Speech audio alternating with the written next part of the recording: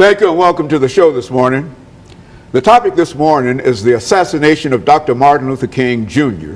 And we're fortunate to have with us to talk about the assassination of Dr. King, one of the foremost historians dealing with the life and times of Dr. Martin Luther King, Dr. LBaldwin from Vanderbilt University. And Dr. Baldwin, need I to try to introduce you to our audience, because you've been with us many hundreds, almost 100 times, in a real sense, over the many years that we've been here. Well, it's great to be here again. And you've talked about all kinds of great things, but what I'd like to do today is to have you to, first of all, give us some statements in reference to Dr. LBaldwin himself.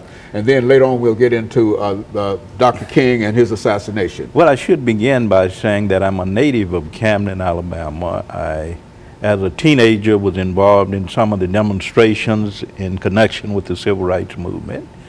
I matriculated at Talladega College in Alabama, graduated in 1971, and at that point I decided to pursue seminary training at Crozer Seminary in Rochester, New York, and I pursued the PhD degree at Northwestern, receiving a PhD in American Christianity in 1980. And of course, from that point, I began a career of teaching at Worcester College in Ohio, 1981, 82, 1982, 84. I was at Colgate University in Hamilton, New York.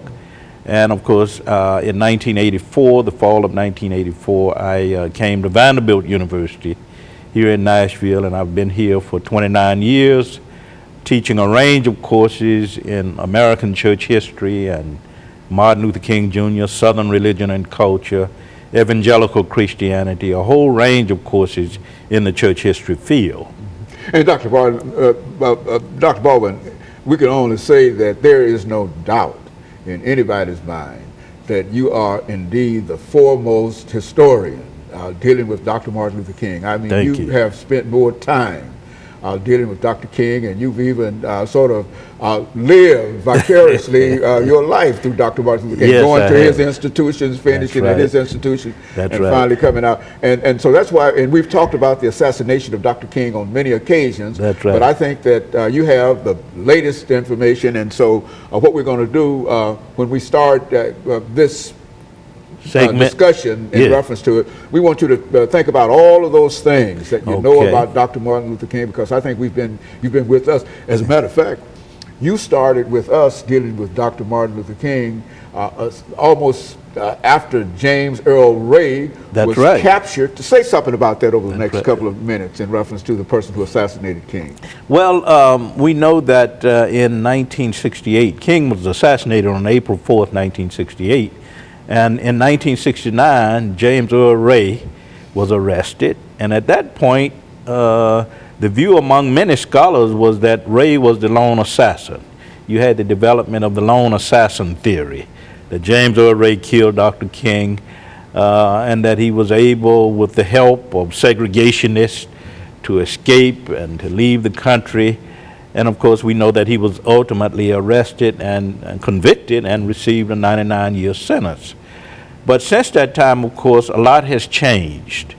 Over the last 45 years, and it's hard to believe that it's been 45 years since the assassination, a number of scholars have promoted what we call the conspiracy theory.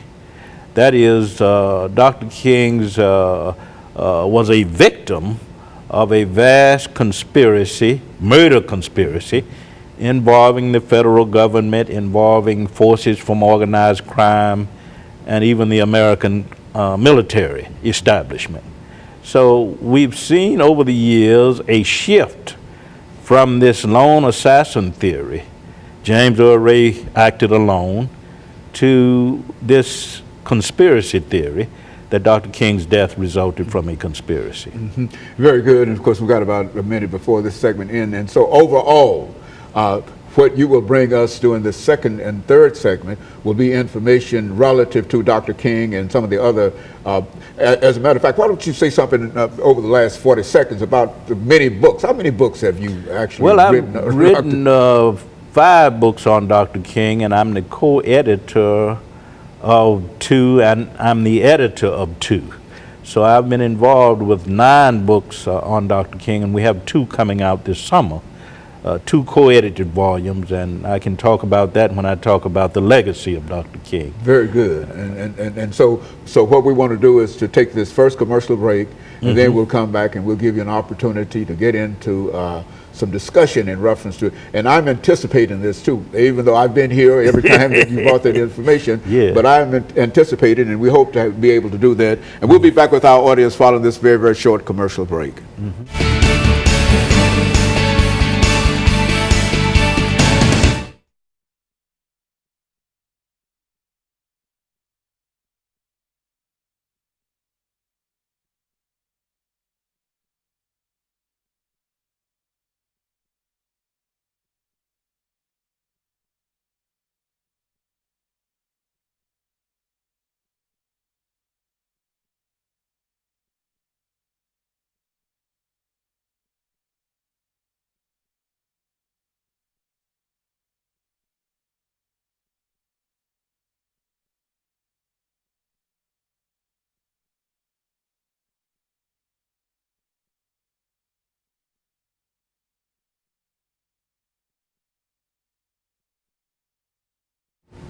Thank you, and welcome back to the second segment of the show for today. We're talking to Dr. LBaldwin from Vanderbilt University, and as we've already indicated, one of the foremost scholars on the life and times of Dr. Martin Luther King. And as a matter of fact, this show is entitled The Assassination of Dr. Martin Luther King, Jr. And of course, Dr. Baldwin, as we've indicated during that first segment, we've already talked about this and everything that you said about it. You join others in talking about it. But let's talk about the assassination of Dr. King. Okay, I should say that this is an ongoing investigation. We still don't have answers to some of the questions that have been raised since the assassination. We know that in 1999, the King family filed a wrongful death suit against Lord Giles in Memphis. Giles, of course, was a Memphis businessman who claimed that he had contacted and financed the person who assassinated Dr. King.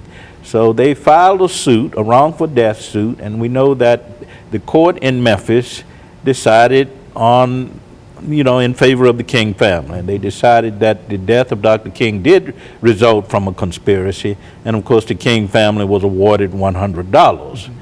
Now, what we should say about that, of course, is that it was symbolic, and it was also an attempt on the part of the King family to get the federal government to reopen the investigation into the assassination of Dr. King, because there are so many unanswered questions. What about the ballistic test on the weapon that was used? Why were policemen in Memphis who were assigned to protect Dr. King, why were they absent on April 4th, 1968? What about Raoul? James Earl Ray claims that his movements were financed and masterminded by a guy by the name of Raoul. What about him? We haven't found out anything about him. And also, we need to keep in mind that the FBI squad that was assigned to destroy Dr. King, codenamed Zorro, Z-O-R-R-O, that same FBI squad was designated to investigate the assassination of Dr. King. The same group that was supposed to be directed to kill him also. Yeah, the code name Zorro was used for the squad when it was designed, designated to destroy Dr. King, Z-O-R-R-O. But once Dr. King was assassinated, that same FBI squad took the name Murkin, M-U-R-K-I-N, Murder King, of course, and they were assigned and directed to investigate the murder. So there are so many questions that we have. There were witnesses who were never interviewed. And I mentioned the ballistic test on the gun. Of course, we haven't gotten any final results on that yet that are conclusive. So there are so many questions that we have that have not been answered, and one wonders if we will ever know the truth about the assassination of Dr. King. But I think it's more important now to make sure that his legacy is preserved and advanced. because the same people who set out to destroy him are now trying to define what his legacy should be in the American society. And that's what we have to be most concerned about. And that is really a problem, because if they attempt, the same group killed him, yes. investigated, and now it wants to determine exactly his legacy, yes. that you got to be suspicious in reference to all of that. Yes, and that's problematic. I think we still feel the impact of Dr. King's assassination. We have to understand that when he was killed, the impact was felt worldwide. Pope Paul VI,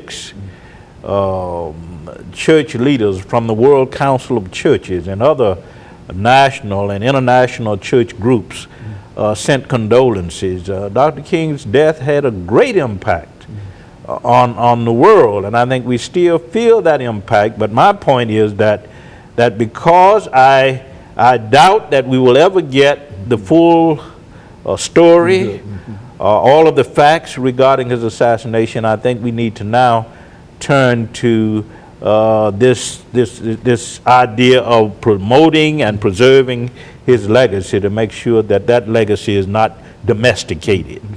And I think that when you look at Dr. King within the United States of America, he also has grown in stature because of the memorial. Why don't you say something in reference to that? Yes. You know, we had the holiday, the King holiday was voted in 1983, and the first national holiday was celebrated in January 1986.